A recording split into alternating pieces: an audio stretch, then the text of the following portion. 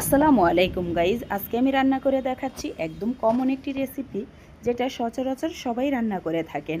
আমি যেভাবে রান্না করে থাকি সেটাই আজ আপনাদের মাঝে তুলে ধরলাম। ডাটা দিয়ে রুই মাছের রেসিপি। তাহলে চলুন দেখে নিই। প্রথমত কড়াইতে দিয়ে দিচ্ছি পরিমাণ মতো সয়াবিন তেল।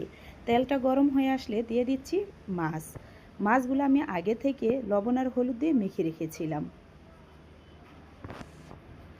এখন এক পাশ হয়ে আসলে মাছগুলো উল্টে দিচ্ছি।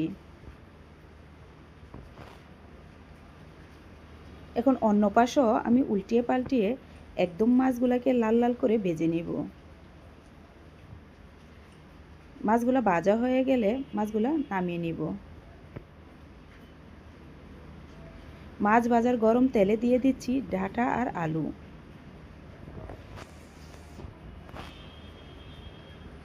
সাথে দিচ্ছি পেঁয়াজ কুচি, কাঁচামরিচ ফালি, পরিমাণ মতো হলুদের গুঁড়া, লাল মরিচের গুঁড়া, ধনিয়ার গুঁড়া, দিচ্ছি 1 টেবিল চামচ রসুন বাটা। এখন এই মশলার সাথে ডাঁটার আলুটা তেলের ভিতরে নেড়ে মিশিয়ে নিচ্ছি।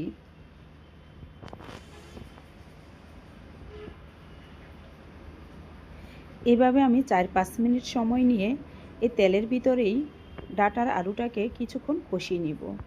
ঢাকনা দিয়ে ঢেকে ঢেকে 2-3 মিনিট পর পর আমি নেড়ে চেড়ে এভাবেই কষিয়ে নিচ্ছি। লবণ দিতে ভুলে গেছিলাম, এখন দিয়ে দিচ্ছি পরিমাণ মতো লবণ। লবণটা দিয়ে আবার আমি ভালোভাবে নেড়ে নিচ্ছি। আবারও ঢাকনা দিয়ে ঢেকে আরও কিছুক্ষণ এভাবে কষিয়ে নিব। এখানে কিন্তু এখনও পর্যন্ত আমি কোনো পানি ব্যবহার করিনি, সেজন্য কিছুক্ষণ পর পরে ঢাকনাটা উঠিয়ে নেড়ে দিতে হবে, তা না হয় কিন্তু নিচে লেগে যাবে।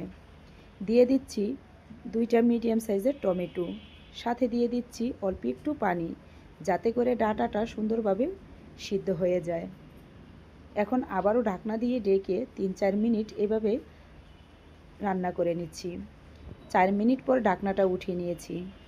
ডাঁটার আলুটা কিন্তু সুন্দরভাবে সিদ্ধ হয়ে গেছে। এ পর্যায়ে দিয়ে দিচ্ছি পরিমাণ মতো পানি। পানিটা দিয়ে আবারও আমি ভালোভাবে নেড়ে নিচ্ছি।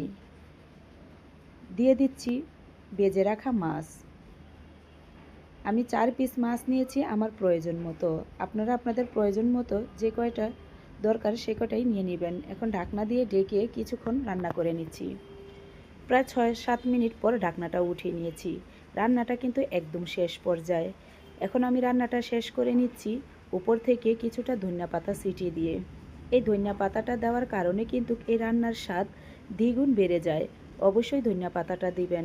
আর যারা ধনিয়া পাতার ফ্লেভারটা পছন্দ করেন না, তারা ধনিয়া পাতাটা স্কিপ করে যাবেন। উপর থেকে একটু ভাজা জিরার গুঁড়া দিয়ে দিবেন, তাতেই কিন্তু খেতে অনেক ভালো হবে। আমি জিরার গুঁড়া দিলাম না, ধনিয়া পাতাটাই দিয়ে দিয়েছি। আমার কাছে ধনিয়া পাতার ফ্লেভারটাই ভালো লাগে। এই তো রান্নাটা কিন্তু একদম শেষ। আমি চুলাটা বন্ধ করে দিচ্ছি।